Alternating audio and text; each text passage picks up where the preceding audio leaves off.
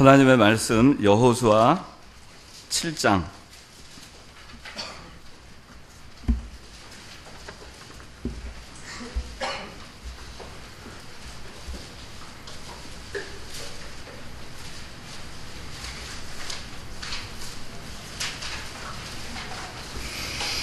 네, 7장 1절부터 보겠습니다. 이스라엘 자손이 진멸할 것에 대해 죄를 지었으니 유다 지파 세라의 증손이며 삽디의 손자이고 갈미의 아들인 아간이 진멸할 것을 취하였으므로 여호와께서 이스라엘 자손에게 진노하셨다. 여호수아가 여리고에서 사람들을 베델 동쪽 베나웬 근처에 있는 아이로 보내며 말하기를 너희는 올라가 그 땅을 정탐하여라 하므로 그들이 올라가 아이를 정탐하고 여호수아에게 돌아와서 말하기를 백성을 다 올라가게 하지 마십시오. 2-3천 명만 올라가서 아이를 치게 하십시오. 그들은 얼마 되지 않으니 모든 백성을 그곳으로 보내 고생시키지 마십시오 라고 하였다. 백성 가운데서 3,000명 정도가 그곳으로 올라갔다가 아이 사람들 앞에서 도망하니 아이 사람들이 그들 가운데서 약 36명을 죽였는데 성문 앞에서부터 스바림까지 쫓아가 비탈에서 그들을 죽였으므로 백성의 마음이 녹아 물같이 되었다. 여호수아가 자기 옷을 찢고 이스라엘 장로들과 함께 여호와의 궤 앞에서 얼굴을 땅에 대고 엎드려서 머리에 티끌을 뒤집어 쓰고 저녁 때까지 있다가 말하기를 오 주 여호와시여 어찌하여 주께서는 이 백성이 요단을 건너게 하시고 우리를 아모리 사람의 손에 넘겨주어 멸망시키려 하십니까? 우리가 요단 저편을 만족하게 여겨 거기에서 살았으면 좋을 뻔했습니다. 오 주님, 이스라엘이 자신의 원수들 앞에서 등을 돌렸으니 제가 무슨 말을 할 수 있겠습니까? 가나안 사람과 그 땅의 모든 거민이 이것을 듣고 우리를 대적하여 둘러싸고 우리의 이름을 이 땅에서 끊으려 할 것인데 주께서는 주님의 크신 이름을 위하여 어떻게 하시겠습니까? 라고 하였다. 여호와께서 여호수아에게 말씀하셨다. 일어나라. 어찌하여 내가 이렇게 엎드려 있느냐? 이스라엘이 죄를 범하였다. 내가 그들에게 명령한 나의 언약을 어겼고 진멸할 것을 취하여 도둑질을 하였으며 속였고 심지어 그것들을 자기들의 물건 가운데 두었다. 16절 이에 여호수아가 아침에 일찍 일어나 이스라엘을 그 지파별로 가까이 나오게 하였는데 유다 지파가 뽑혔고 유다 족속을 가까이 나오게 하였는데 세라 족속이 뽑혔으며 세라 족속을 그 남자대로 가까이 나오게 하였는데 삽디가 뽑혔다. 삽디의 가족을 그 남자대로 가까이 나오게 하였는데 유다 지파 세라의 증손이며 삽디의 손자 갈미의 아들인 아간이 뽑혔다.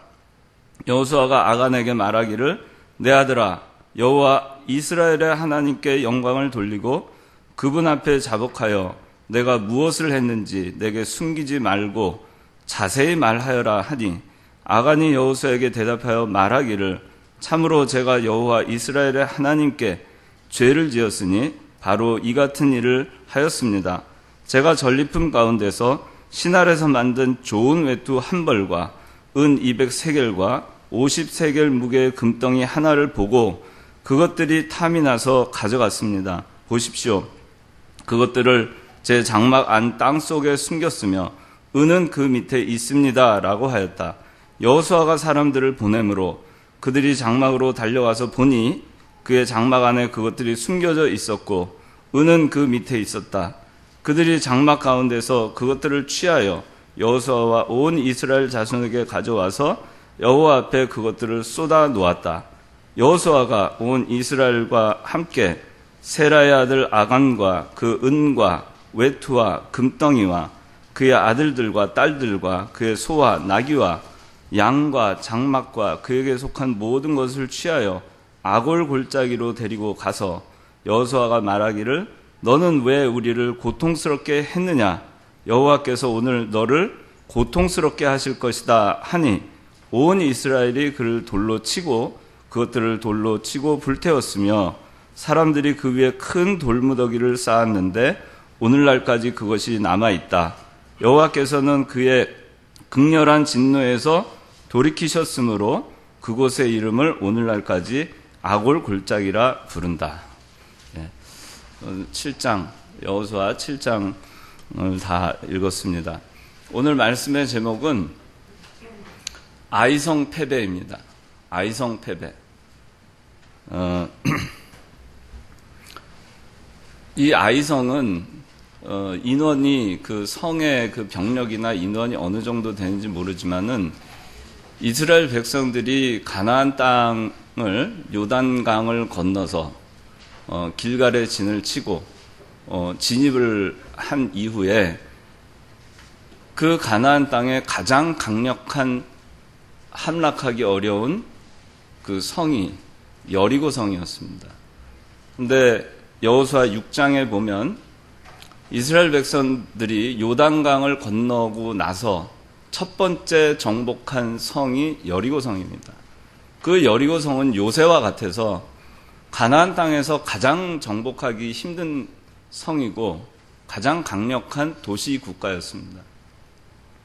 거기에는 2만 명이 넘는 인구가 살고 있었던 당시로 치면은 굉장히 큰 도시 국가입니다. 그래서 이 여리고성을 함락하는 것이 너무나 어려웠지만 그러나 여호수아는 하나님께 기도하고 또 하나님께서는 여호수아에게 이 여리고성을 함락할 수 있는 방법을 가르쳐 주셨어요. 그 하나님의 방법은 인간의 방법하고는 아주 다르게 여리고성을 매일 한 바퀴씩 돌아라. 그리고 7째 날에는 7바퀴를 돌아라. 그래서 총 13바퀴를 돌아라. 도는 동안에는 아무 소리도 내지 마라. 오직 그 도는 동안에는 그 양의 뿔로 만든 그 나팔을 제사장들이 앞에서 불고 가는 그 뿔 나팔 소리만 들리게 하여라 그랬어요. 하루에 딱 한 바퀴씩 여리고성을 도는 겁니다. 그리고는 아무것도 하지 않았어요. 여리고 성벽에 털끝 하나 건드리지 않았습니다. 그리고 6일이 지났습니다. 아무런 변화도 없었습니다. 7일째 되었습니다. 여전히 이스라엘 백성들은 아무 변화도 없는 그 여리고성 주변을 7바퀴 또 돕니다. 그렇게 하고 하나님께서 명령하신 대로 마지막 7바퀴를 돌고 나서 그때 함성을 나팔 소리가 길게 울릴 때 함성을 한꺼번에 질러라. 그러면 여리고성이 무너질 것이다. 이스라엘 백성들은 이 하나님의 명령을 말도 안 되는 것이지만은 묵묵하게 13바퀴를 다 도는 동안 묵묵하게 그렇게 지켰어요. 이 하나님의 말씀을 불순종하거나 순종함에 부족함이 있을 수 있기 때문에 이 이스라엘 백성들이 하루에 한 바퀴 돌고 나서는 그들이 한 일은 아무것도 없습니다. 그냥 집에 와서 각자 자기 진영에서 잤어요. 지난 시간에 이청년부에선 얘기했지만 여리고성을 도는 데에는 아주 천천히 걸어서 기껏해야 1시간이면 다 걷습니다. 거리상으로 볼 때 그렇게 먼 거리가 아니었어요. 그래서 빨리 걸으면은 30분이면 도는 거고 더 빠른 걸음으로 하면 15분이면 돌 수 있는 거리예요. 여리고성이 그렇게 어마어마하게 큰 성이 아니었어요. 그러면은 하루에 30분 돌고 그 24시간 동안 뭘 하겠습니까? 근데 아무것도 하지 않았어요. 그대로 하나님께서 하란 대로 했습니다. 그리고 7일째 마지막 7바퀴를 돌았을 때 그 함성과 더불어서 여리고성은 무너졌어요. 이 여리고성이 무너지고 이스라엘 백성들은 여리고성을 진멸하게 됩니다. 승리했어요. 여리고성을 정복할 수 있었던 비결이 무엇인가? 그것은 온전한 순종이었어요. 내 생각과 내 뜻, 내 이성에 맞지 않는 하나님의 명령, 어찌 하루에 한 바퀴 돌아서 성이 무너질 수 있을까? 어찌 그런 일이 있을 수 있을까? 의심하지 아니하고 말씀이 거기 있으면 그대로 나는 순종한다. 여리고성 무너지는 것과 성을 도는 것과는 아무런 역학관계가 없어요. 아무런 인과관계도 없습니다. 우리 이성적으로는. 그렇죠? 아무런 인과관계가 없어요. 100바퀴를 돌아보세요. 성이 무너지겠나? 1000바퀴를 돌아보세요. 성이 무너지겠나? 그건 맞지 않는 얘기예요. 맞지 않는 걸 하나님은 하라고 하시는 겁니다. 근데 그것을 순종했을 때 도는 것과 아무 상관도 없는데 성은 무너졌어요. 우리가 순종할 때 하나님은 하나님의 일을 하시는 거예요. 우리는 그저 순종을 합니다.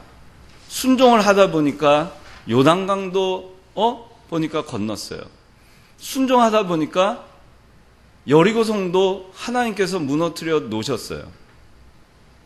나는 그저 순종한 것밖에 없어요. 여리고성을 무너뜨리기 위해서 내가 노력한 것은 아무것도 없어요. 이스라엘 백성들이 노력한 것은 아무것도 없습니다. 여러분들이 살아가면서 신앙인으로 살아가는 것이 무엇인가? 신앙인으로 살아가는 것은 세상 사람들 살아가는 논리와 같지 않아요. 세상 사람들은 의지할 곳이 없어요. 그렇기 때문에 그들은 부모를 의지하고 부모의 재산을 의지해요. 학벌을 의지하고 학력을 의지하고 명예를 의지하고 권력을 의지합니다. 좋은 직장을 의지하고 그렇게 사는 것이 세상 사람들이 사는 방식이에요. 이스라엘 백성들이 여리고성을 함락하는 데 있어서 그와 같은 방식을 취했다면 여리고성은 무너지지 않습니다. 예수 믿는 사람들의 삶의 방식은 완전히 다른 겁니다. 하나님은 우리에게 내가 지금 이렇게 하는 것이 내 직장에서 승진하는 것과 무슨 상관이 있지? 내가 세상에서 성공하는 것과 무슨 상관이 있지? 내가 하나님께서 나에게 지금 순종하라고 요구하시는 그것이 아무런 상관관계도 없고 인과관계도 없는 것 같아요. 없어요, 사실. 근데 하나님은 우리더러 말씀을 순종하라고 하십니다. 이스라엘 백성들이 말씀을 순종했더니 그들 앞에 있었던 요새와 같은 여리고성은 없어지고 말았어요. 우리도 마찬가지예요. 우리가 말씀을 순종하고 살아갈 때 하나님께서 우리 앞에 있었던 여리고성도 없애버리시고 요단강도 갈라놓으시고 홍해도 갈라놓으시는 거예요. 그게 하나님의 역사예요. 그게 예수 믿는 사람들이 살아가는 방식입니다. 그런데 우리는 어떻게 하느냐? 어떤 일을 앞에 놓고 그 일이 되게 하기 위해서 몸부림을 칩니다. 거기에 몸부림을 치면 칠수록 거기에 속박되고 거기에 얽히고 설키고 헤어나오지 못한 상황이 돼요. 그걸 다 뒤로 하고 여리고성은 저기 있어. 나는 그저 말씀에 순종해서 도는 겁니다. 말씀 순종하고 가는 거예요.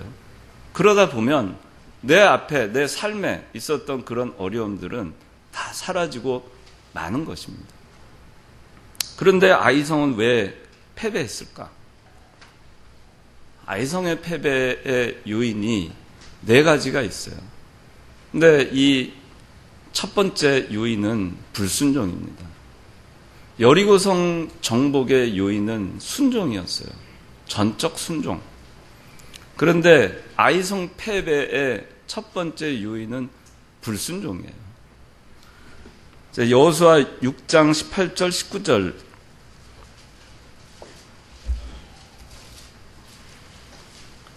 오직 너희는 진멸할 것으로부터 스스로 주의하여라. 그렇지 않고 너희가 진멸할 것을 취하면 너희가 이스라엘 진영으로 진멸할 것이 되게 하고 그곳에 고통을 초래하게 될 것이다. 그러나 모든 은과 금, 놋 그릇과 철 그릇은 모두 여호와께 거룩한 것이므로 그것들을 여호와의 창고에 드리도록 하여라. 예, 이 말은 여호수아가 이스라엘 백성들이 여리고성을 정복하러 가기 전에 이스라엘 백성들에게 한 말이에요. 하나님의 명령입니다. 여리고성을 함락할 때 그 성에 속해 있는 모든 것들은 하나님께 바칠 물건이다. 하나님께 바친 바 된 것이다. 거기서 소와 양과 염소, 거기에 있는 물건, 모든 것들은 다 하나님께 속한 것이다.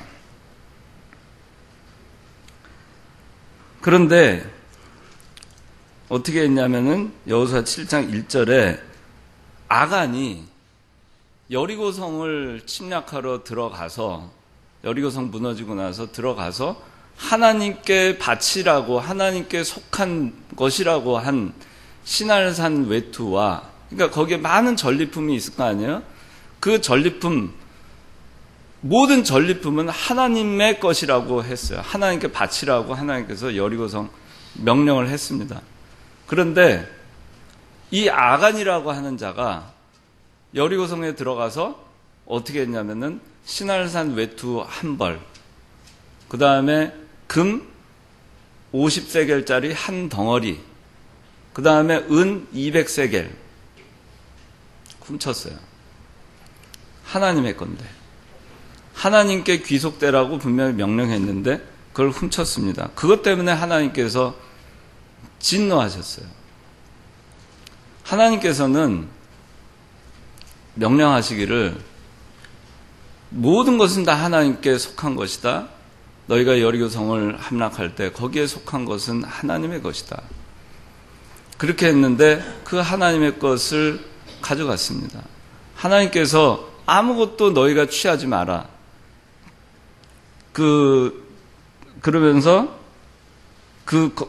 여호와의 거룩한 것이므로 그것들을 여호와의 창고에 드리도록 하라. 그렇게 얘기했고, 만약에 너희가 취하면 너희가 이스라엘 진영으로 진멸할 것이 되게 하고 그곳에 고통을 초래하게 될 것이다. 분명히 얘기했어요. 얘기했는데 이거를 불순종했습니다.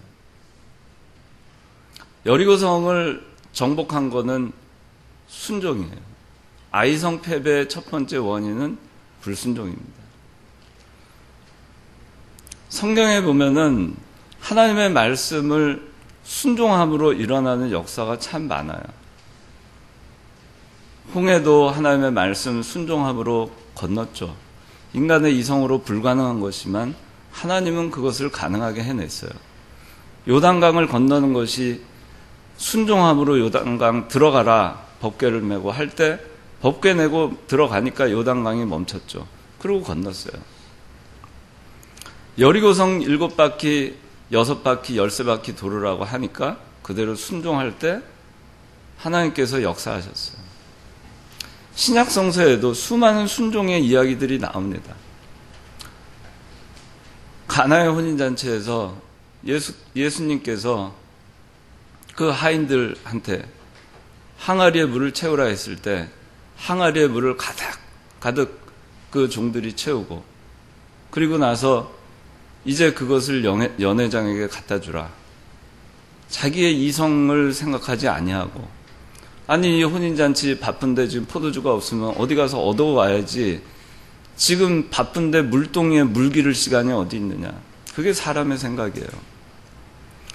항아리에 물을 담으라 해서 물을 길어서 담았는데 그걸 연회장한테 갖다 주라. 아니 이 꾸정물을 어떻게 연회장한테 갖다 줍니까? 그게 사람의 생각이에요. 그러나 그 모든 것을 다 뒤로 하고 예수께서 그러라고 명하시니 그렇게 하겠습니다. 그것이 순종이에요. 내 생각은 다 뒤로 하고 그렇게 순종했을 때 그 물은 포도주가 됐어요. 실로암에 가서 그 날 때부터 소경되었던 그 소경이 실로암에 가서 눈을 씻었을 때 눈을 떴습니다. 예수님께서 침을 뱉으셔가지고 흙을 이겨서 눈에다가 붙여주고 실로암 못에 가서 씻어라. 날 때부터 소경된 사람인데 태어나서 눈을 뜨고 있다가 무슨 사고로 소경을 당하거나 소경이 되거나 한 사람도 아니고 아예 태어날 때부터 소경으로 태어난 사람이에요. 원천적으로. 그런 사람을 실로암 못에 가서 씻으라. 그 사람이 순종했죠. 씻었어요. 그리고 보게 됐습니다. 순종은 조건이 없어요. 그냥 하나님 하라고 하신 대로 하는 겁니다. 여러분들 나아만 이야기 알죠? 나아만이 자기네 나라의 그 강이 훨씬 깨끗했지만 훨씬 꾸정물 같은 요단강에 와서 엘리사가 씻어라 7번 몸을 담가라 했을 때 처음엔 불순종하고 가려고 했죠. 그러나 그 종이 아니 그 깨끗한 물 뭐 그거보다 더 어려운 것도 하라고 하면 할 텐데 그거 못 하겠습니까? 하세요. 가서 7번 몸을 담그자 문둥병이 났어요. 이 불순종은 우리가 예수 믿는 사람이 성공하지 못하게 하는 장애물입니다. 여러분들 인생에서 살아가면서 아이성과 같이, 아이성 굉장히 조그만 성이에요. 오죽했으면 2, 3천 명만 가도 우리가 이길 수 있습니다라고 생각했겠어요. 기껏해야 뭐 4, 5천 명 정도 되는 조그만 성이었을 겁니다. 인구가. 아니면은 그거보다 적을 수 있어요. 왜냐하면은 성 밖에서 성 안을 우리 장대위 있으니까 더 잘 알 텐데 그런 전법에 대해서. 옛날에는 성을 공격할 때 성의 인구보다 훨씬 성을 외부에서 공격하려면 훨씬 많은 병력이 있어야 그 성을 함락할 수 있어요. 왜냐하면 성을 타고 올라가고 그 와중에도 많이 죽으니까. 그렇기 때문에 훨씬 많은 병력이 있어야 돼요. 근데 2, 3천 명이라고 했다면 기껏 그 안에는 한 1,000명 정도의 병력이 있었을지 몰라요. 그리고 인구 전체 합해봐야 4, 5천 명? 그 조그만 성을 패배했어요. 실패했어요. 불순종함으로 실패한 겁니다. 여러분들이 인생을 살아갈 때 왜 내가 실패하는가?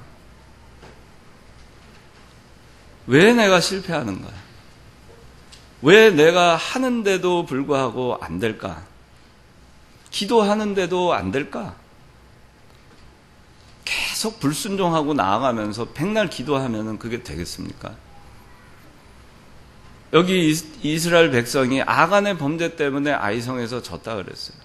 그 죄가 걷어내지지 않으면은 아무리 기도해도 안 되는 거예요. 불순종하고 나아가면서 백날 기도하면 뭐 하겠어요?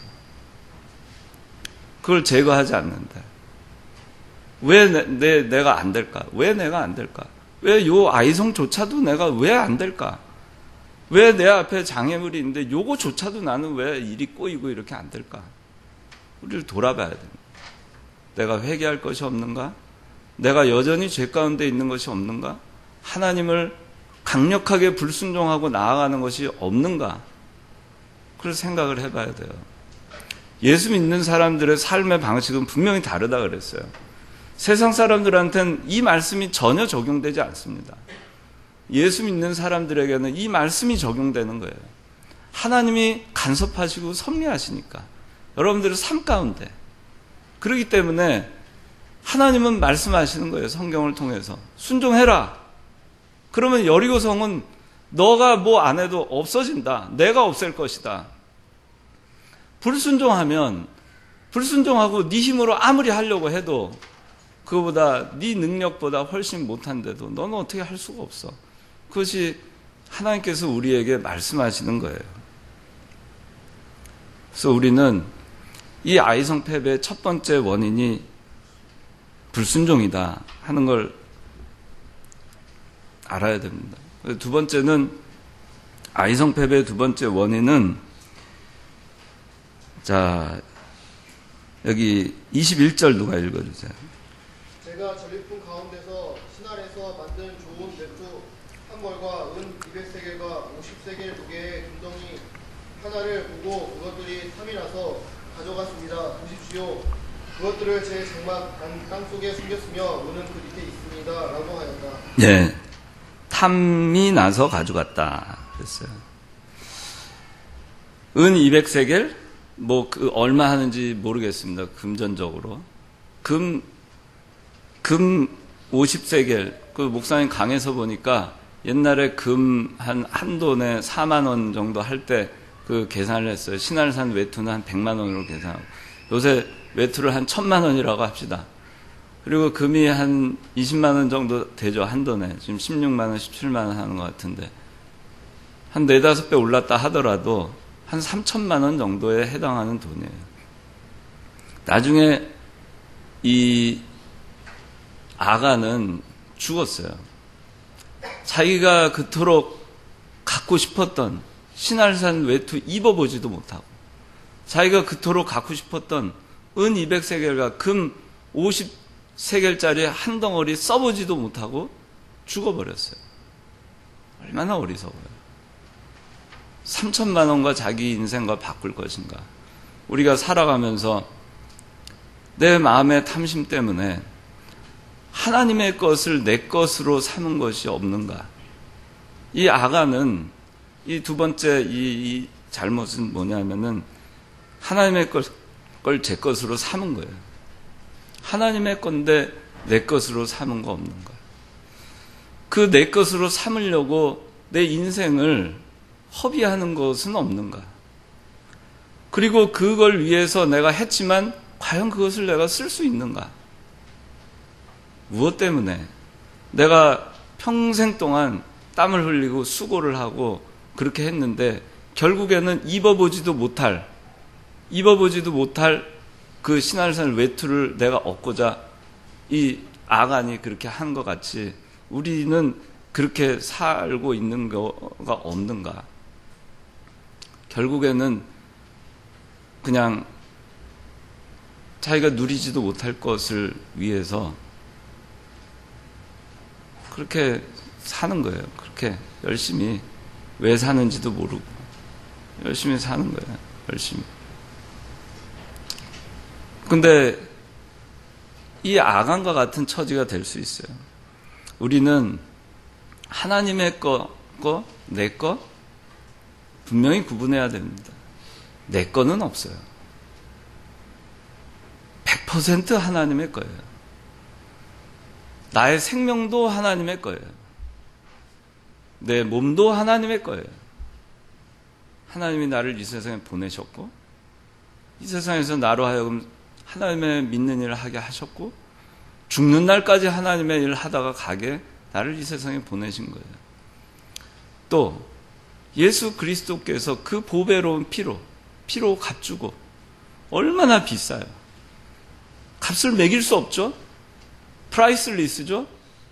예수님의 피를 우리가 산술적으로 계산할 수 있어요. 그래서 천하보다 귀한 생명이에요. 우리는 그리스도의 피로 값주고 산 생명입니다. 우리는 우리 게 아니에요. 그런데 그 어느 것도 우리 것이 아닌데 우리는 모든 것을 우리 것으로 삼으려고 해요. 욕심이 많죠. 그 어느 것도 우리에게 하나님께서 우리에게 주시지 않은 것이 없는데 우리는 하나도 주지 않았다고 불평해요. 그게 우리들의 모습이에요. 하나님의 것을 제 것으로 삼지 말아야 됩니다.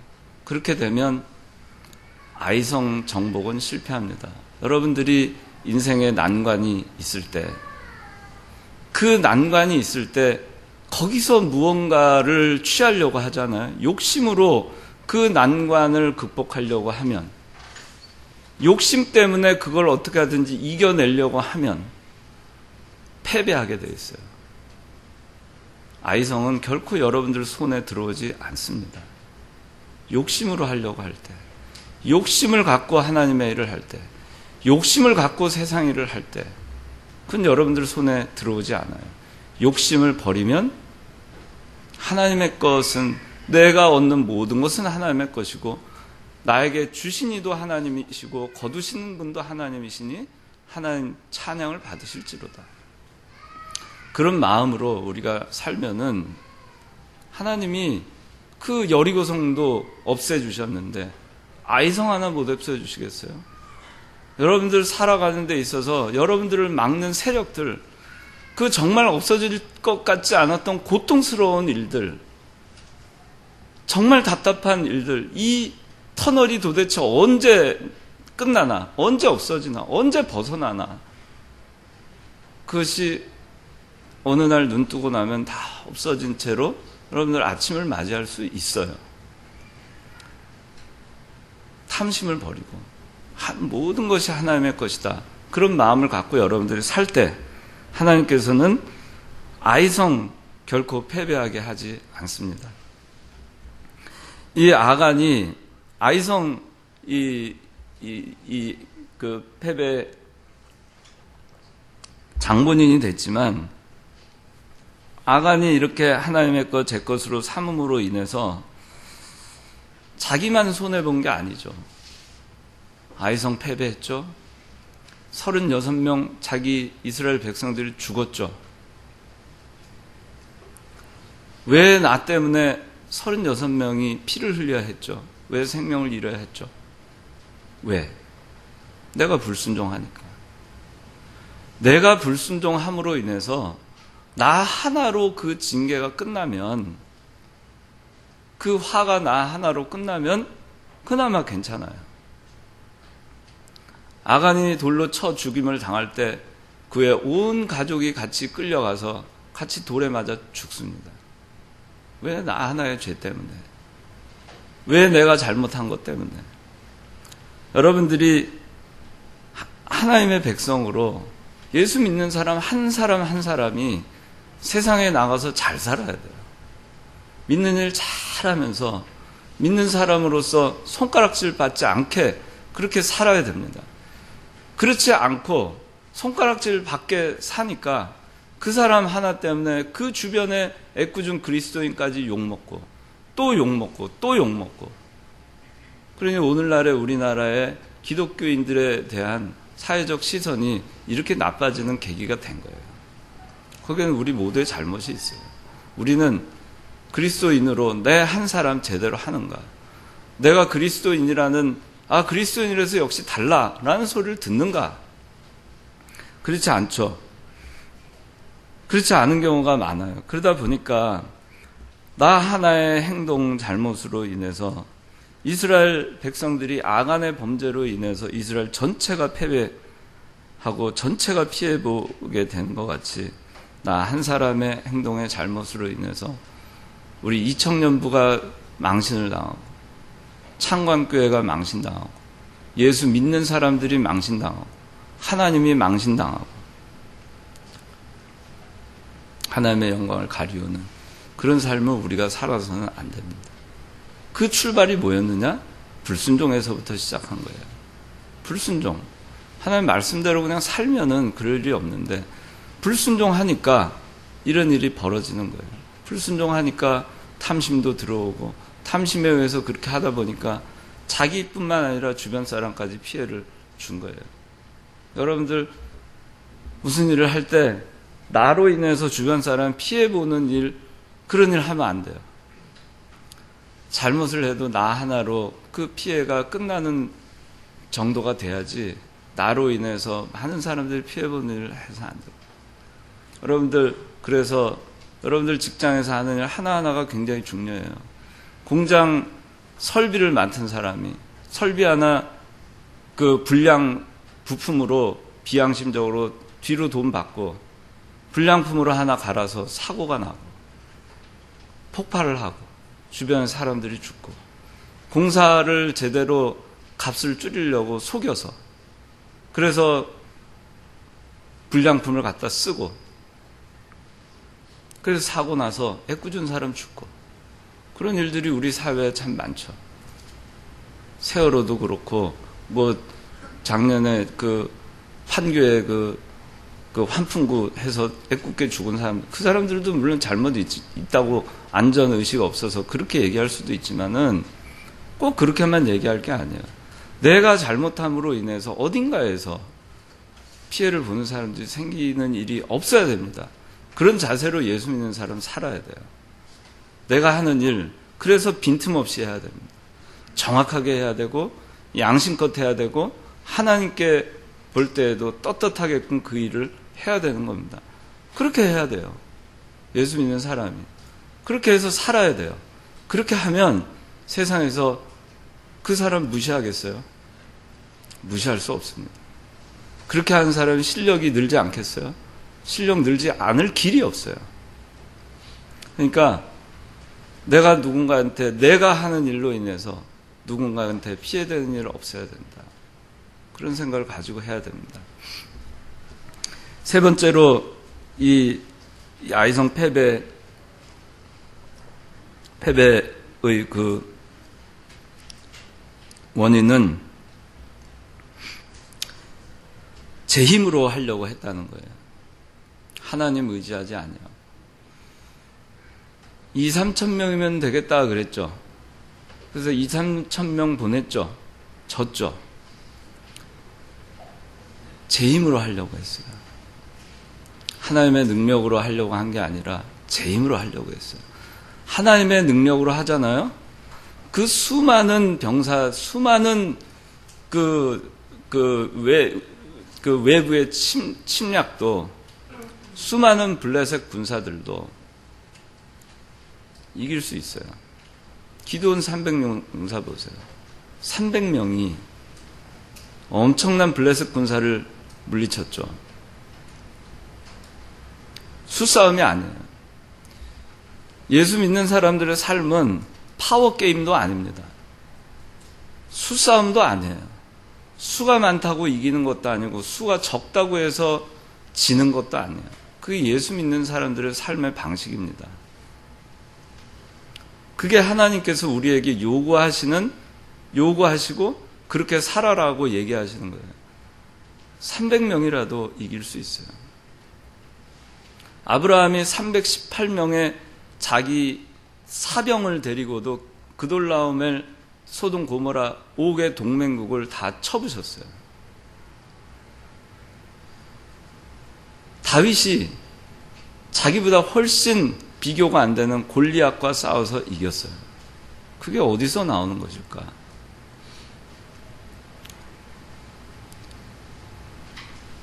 제 힘으로 하려고 하지 않을 때 그것이 가능한 거예요. 하나님의 힘을 빌려서 하면은 가능합니다.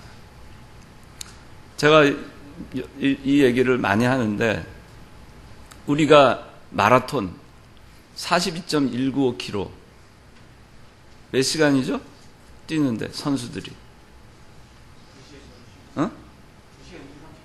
2시간? 2시간 아마 6분대가 세계 아마 신기록 그 정도 될 거예요. 세계 신기록 2시간 6분대. 서울에서 로스앤젤레스까지 12,000km입니다. 그러면 그 사람이 뛰어서 가면은 얼마나 오래 걸릴까요?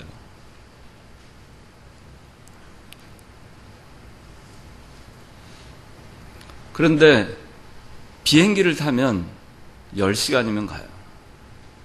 비행기에 힘을 빌리면 나는 가만히 비행기 안에 편안히 있고 10시간이면 일본을 건너고 태평양을 건너고 미국 땅에 도착합니다. 우리가 하나님의 힘을 빌리잖아요. 내 힘으로는 골리앗을 이길 수 없어요. 내 힘으로는 여리고를 무너뜨릴 수 없어요. 하나님의 능력을 빌리잖아요. 안 될 게 없어요. 근데 우리가 문제는 안 빌리는 거죠. 그걸 전적으로 의지하지 않는 거죠. 비행기를 타야 되는데 안 타는 거죠. 떨어질까 봐. 우리에게 잘못이 있어요. 우리가 하나님은 전능하신 하나님인 거 알잖아요. 근데 그 전능하신 하나님을 별 볼 일 없는 하나님으로 우리가 믿고 있어요. 그러니까 안 되는 겁니다. 심지어는 내 힘보다도 하나님의 능력을 무시해요. 그러니까 하나님을 의지하지 않죠. 내 힘으로 하려고 하는 겁니다. 내 힘으로.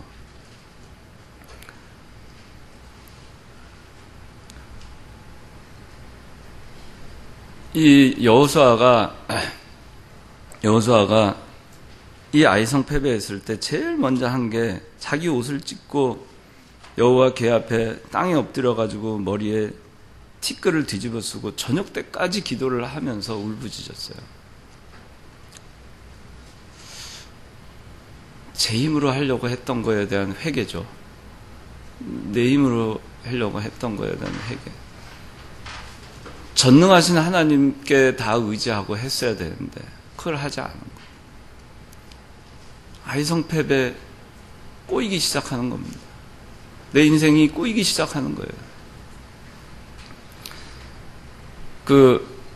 어떤 이야기가 있냐면 제가 어떤 책에서 봤는데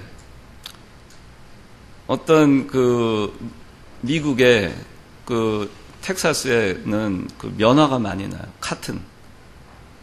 근데 그 면화를 따가지고 그래서 실을 뽑는 공장이 있어요. 실을 만드는 공장이 있습니다.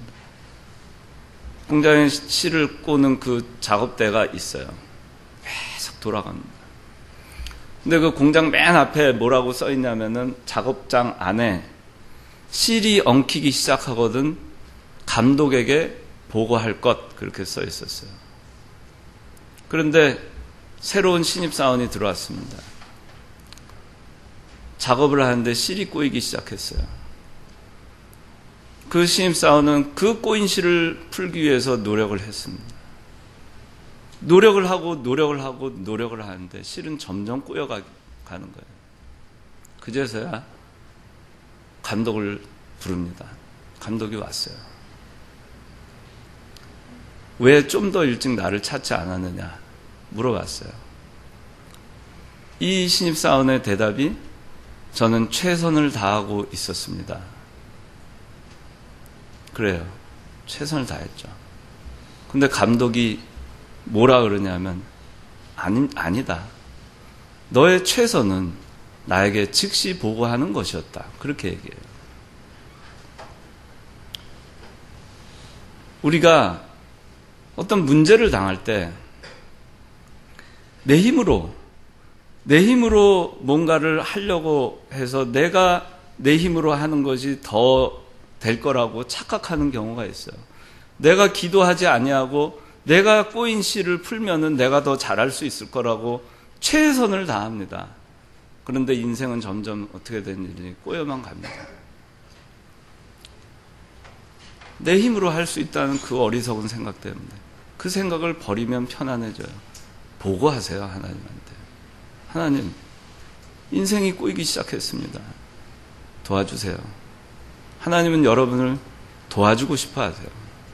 여러분의 도움을 위해서, 돕기 위해서 기다리고 계세요. 내 힘으로 하려고 하는 생각을 버리세요. 내 힘으로 이 세상을 멋지게 살아보겠다. 내 힘으로 뭔가를 이루어 보겠다. 내 힘으로 내가 뭔가를 해내겠다. 그 생각을 버리세요. 그렇다고 꿈도 없고 희망도 없는 사람으로 살려는 게 아니야. 그것을 하나님의 능력을 빌어서 내가 하겠다. 그렇게 바꾸세요. 하나님의 힘으로, 하나님의 능력으로 내가 해나가야지.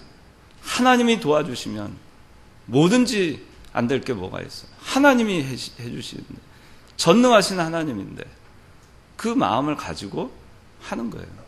어려움이 있을 때 내 힘으로 하려고 하지 마세요. 덫에 걸리고 또 엉킨 실타래 더 걸리고 꼬여만 가는 것입니다. 나에겐 거기서 벗어날 능력이 없어요. 벗어나려면 그 즉시 하나님께 보고하세요. 하나님께 간구하세요.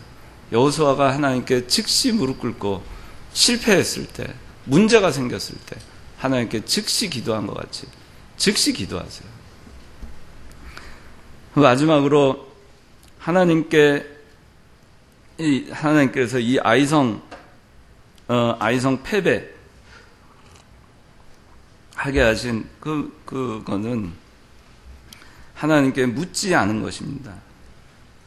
여호수아가 하나님께 묻지 않았어요. 여러분들 성경을 보시면 아시겠지만 모세가 홍해를 건널 때 하나님께 물어봅니다. 요단강 여호수아가 건널 때 물어보고 하나님께서 지시를 하십니다. 여리고성 함락할 때 하나님께 물어보고 하나님께서 지시를 합니다. 끊임없이 기도합니다. 기도하고 하나님의 응답을 받고 하나님께서 명하신 대로 해서 지금까지 해왔어요. 그런데 이제는 해보니까 되더라. 하나님 없어도 되겠다. 방심한 거죠. 삼가 조심하고 방심부주의하지 말았어야 되는데 하나님께 묻지 않았습니다. 하나님께 묻지도 않았고 하나님의 지시가 올 때까지 기다리지도 않았습니다. 경솔했어요. 우리가 아무리 잘 나가다가도 여러분들이 하나님과의 영적 관계, 소통이 끊어지면 그때가 무너지기 시작할 때라는 걸 아셔야 돼요. 방심하면 안 됩니다. 항상 삼가 조심. 여러분들 마음 가운데 우리 목사님들 얘기하셨잖아요. 이 목사님 삼가 조심해라. 참 저는 이 말씀 좋아해요. 제가 교만해질 만한 상황이 돼도 삼가 조심하자. 낙심할 만한 상황이 돼도 삼가 조심하자. 삼가 조심. 얼마나 귀한 말씀을 우리가 배우는지 몰라. 이 네 글자 하면은 거기에 성경이 다 들어가 있어요. 삼가 조심하자. 그래. 이 여호수아는 삼가 조심하지 않았습니다. 잘 될 때, 그때가 주의할 때예요. 선줄로 생각하는 자 넘어질까 조심하라 그랬습니다. 잘 될 때 오히려 자신의 부족함을 더 깊이 깨달아야 할 시점입니다. 잘 될 때. 시몬 베드로가 고기를 잡았어요. 안 잡혔습니다. 예수님이 오셨어요. 깊은 데로 가서 그물을 내려라. 그물을 내립니다. 그때는 이미 고기가 깊은 데는 없을 시간이었지만 내가 말씀에 의지하여 그물을 내리리이다. 그물을 내립니다. 너무 많은 고기가 잡혔어요. 배 한 척에 실을 수가 없어서 배 두 척에 낑낑대고 씻는데 그물이 찢어질 만큼 그렇게 고기가 많이 잡혔다고 했습니다. 성공했죠? 베드로가 순종해서 성공했죠? 순종했으니까 성공했어요. 그런데 이 베드로는 그때 교만하지 않았습니다. 그리고 베드로가 한 행동이 뭐였죠? 여러분들 기억나요? 누가복음 5장에 보면 베드로가 막 예수님 앞에 뛰어가서 무릎을 꿇습니다. 주여 저를 용서하소서. 저는 죄인으로소이다. 그렇게 무릎 꿇고 예수님께 자기의 죄를 호소를 해요. 용서해달라고. 뭐죠? 성공했는데. 이게 우리가 가져야 되는 자세예요. 하나님께서 도와주셔서 내가 순종해서 잘 됐을 때 또 나에게 잘못한 것이 없는가? 또 내가 부족한 것이 없는가? 주여, 저는 죄인으로소이다. 온전히 하나님을 의지하지 않은 것, 죄인으로소이다. 그래서 우리가 잘 될 때 주의해야 됩니다.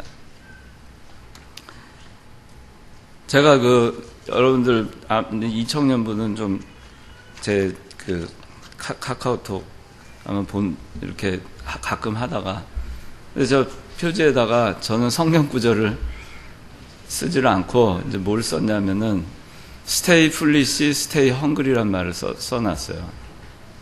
그게 뭐냐면은 그 애플 창업자인 스티브 잡스가 스탠포드 대학에서 졸업 연설한 글귀 중에 하나예요. 연설문 중에 하나. stay foolish, stay hungry. 그게 무슨 말이냐면 그 연설을 할 때 애플의 창업자인 스티브 잡스는 이미 세계 최고가 됐어요. 재산적으로도 세계 최고의 부호가 됐죠. 어느 누구도 스티브 잡스를 경쟁할 수 있는 상대가 이 세상에 없을 만큼 부자가 됐습니다. 그런데 그는 여전히 청바지를 입고 여전히 옛날의 그 스타일로 그렇게 하고, 그리고 별 볼품 없는 그런 데에서 또 별 볼품 없는 차를 그대로 타고 그런 삶을 살았어요. 이제 세상 떠났지만.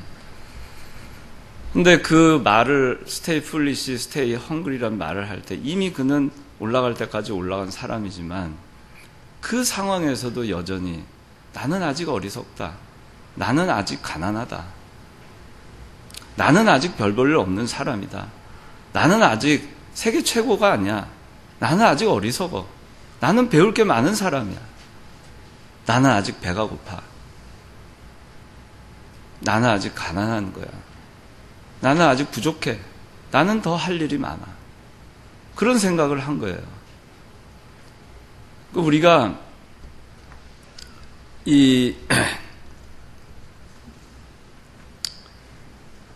이스라엘 백성들 또 여호수아 오늘 본문에서 잘 될 때 여리고성까지 요단강도 건너고 여리고성도 함락하고 얼마나 잘 돼요. 잘 될 때 아니야? 최고 아니에요? 세계 최고? 지금? 군사력으로 보면 세계 최고 아니에요? 가장 잘 될 때 아니에요? 근데 삼가조심하지 않은 거예요. 여전히 이들은 stay foolish, stay hungry 그런 자세가 있었어야 되는 거예요. 우리가 죽는 날까지 예수 믿는 사람으로서 아무리 자기에게 좋은 일이 생겨도 그 모든 것을 하나님께 영광을 돌리고 나는 여전히 삼가조심하고 아무것도 아닌 걸로 알고 부족한 것으로 알고 베드로가 주여 나는 죄인으로소이다 저를 떠나소서라고 했던 그 베드로의 자세를 우리는 본받아야 돼요. 오늘 아이성 패배에 대한 그 이유 4가지를 했는데 여러분들 인생에서 살아가면서 우리가 그리스도인이라는 거, 우리가 이 작은 아이성이지만 패배하지 않으려면 우리 패배의 요인을 정확하게 여러분들 알아서 나는 여러분들은 인생에서 패배하지 않는 그런 그리스도인의 삶을 살아가시기 바랍니다. 기도하겠습니다. 하나님 아버지 감사합니다. 오늘 아이성 패배의 4가지 원인을 저희 말씀을 통해서 가르쳐 주셨습니다. 우리 창광교회 1청년부, 2청년부 청년들 하나님께서 피로 값주고 사신 천하보다 귀한 한 생명 한 생명 전능하신 하나님이 함께 하시는 그 생명이란 것을 저희들이 한순간도 잊지 아니하고 저희들 항상 하나님을 붙들고 하나님 말씀 그대로 순종함으로 저희들 앞에 있는 모든 어려움들을 다 이겨낼 수 있는 저희들 삶이 되게 하여 주시옵소서. 예수님 이름으로 기도드리옵나이다. 아멘.